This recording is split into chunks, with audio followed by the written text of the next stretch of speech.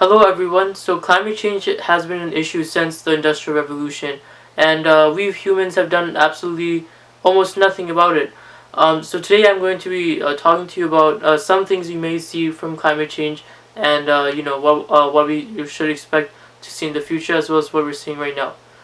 So we're going to start off with wildfires, because wildfires are something that have affected a lot of people recently. There's been over 1,059,000 acres burned in California.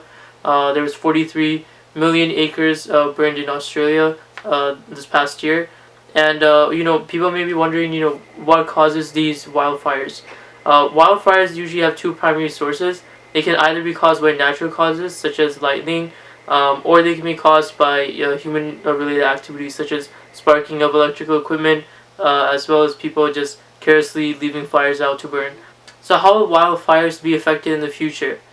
Well, typically wildfires occur in very dry climates, which have very high temperatures. So with climate change and global warming, these places will only get hotter over time, and will cause a fuel to get drier, and eventually just cause to much bigger fires in the future.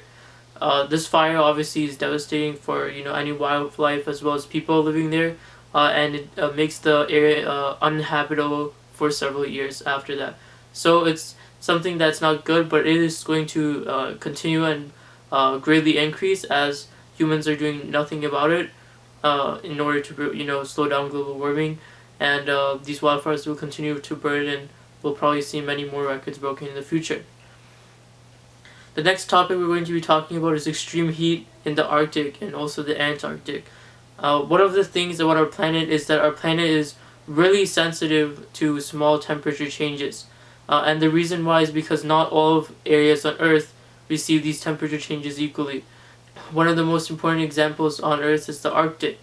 The Arctic and the Antarctic are located on areas of the globe where, even though they're supposed to be cold, any slight warming of the planet overall will concentrate heat into these areas, and so we'll see an acceleration, a really fast acceleration with ice melting and permafrost melting in the Antarctic. We're gonna see glaciers speeding up and potentially thinning of the ice sheet, which will overall raise sea levels. So why is this concerning? Well, the Arctic has something called permafrost. Permafrost is basically permanently frozen soil, and because it is permanently frozen, it has a lot of undecayed organic matter from like plants and animals. So when the permafrost melts, this is previously untapped organic matter that suddenly melts, and this causes decomposition of the organic matter that was in the material. This will then release carbon dioxide into the atmosphere in the order of gigatons, and that will only further increase the carbon dioxide concentration in the atmosphere and global warming in general. And so what can we humans do about this? Well, other than reverse global warming, there's nothing we can do about it. So we can expect to see small island countries inundated by water and become permanently uninhabitable for the people living there. We can also expect to see possibly even fires in the Arctic, which has already happened, and extreme temperatures as well. The Arctic already crossed 100 degrees Fahrenheit this summer, so who knows what's to come after that. So the next thing that we're going to be talking about is extreme flooding, and anything that is extreme related with climate, is caused by human-induced climate change. And the flooding that we're talking about is monsoon-induced flooding, around the Indian subcontinent and Southeast Asia. So what is one thing we see in Southeast Asia was people are not typically as wealthy as Western countries, and so they don't really have this ability to deal with these problems to the scale that Western countries have, and this flooding will only increase over time.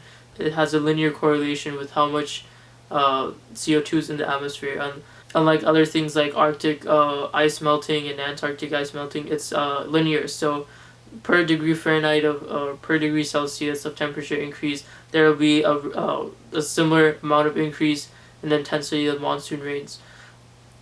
So what this really means for all of Southeast Asia is that as climate change continues forward, and people don't really care about it, because it seems like a far off, and like the countries that can actually do something about it really don't want to do anything about it because of politics and money, and all of that human stuff. But if we don't do anything about it, millions and perhaps billions of people will suffer, because the monsoon rains will keep intensifying. And as we've already seen this year, now Pakistan, for example, has had once in a century flooding, and this is not good news for the future. If we're having once in a century type flooding now, in the future maybe become once in a decade or even every year type of flooding, and people simply cannot live properly in those conditions. And for not just people, but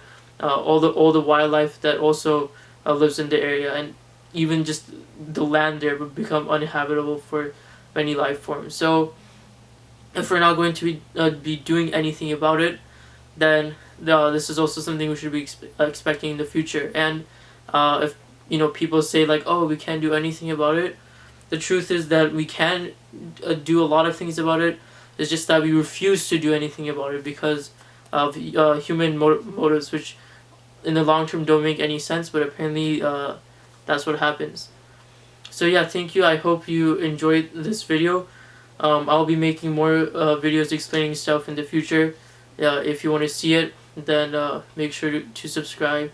And yeah, thank you for watching.